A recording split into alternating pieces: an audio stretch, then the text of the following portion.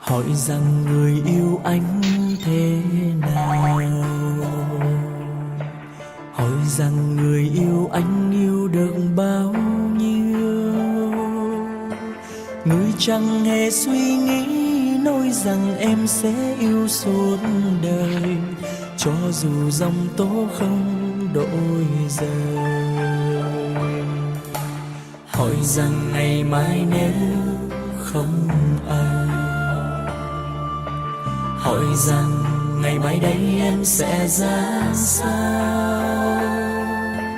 Vậy mà người bận không ôm chặt anh, xiết anh vào lòng.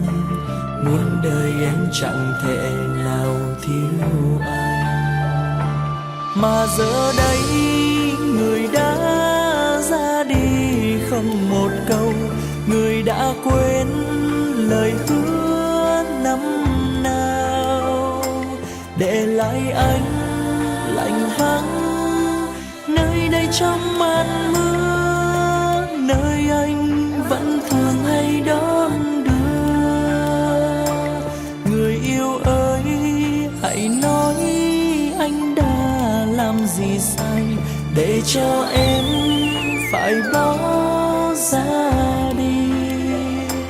Phải chăng em đã hết yêu anh như ngày xưa, con tim em đã vội đổi thay. Cuộc đời này có lắm phong ba,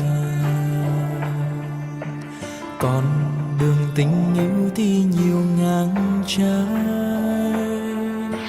Phải làm sao giữ cho tình yêu ở luôn bên mình, đó là bài toán không thể trả lời.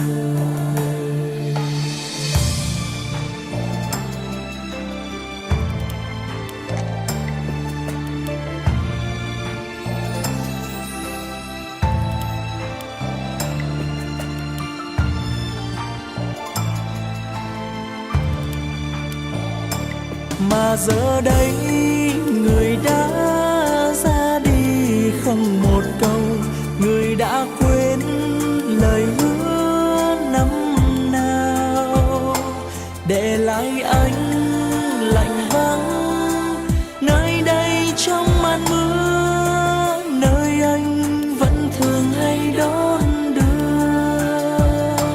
Người yêu ơi hãy nói anh đã làm gì sai để cho em phải bỏ ra đi. Phải chăng em đã hết yêu anh như ngày xưa, con tim em đã vội đổi thay. Hỏi rằng ngày mai nếu không ai, hỏi rằng ngày mai đây em sẽ ra sao. Vậy mà người bận không ôm chặt anh, xiết anh vào lòng. Muôn đời em chẳng thể nào thiếu anh.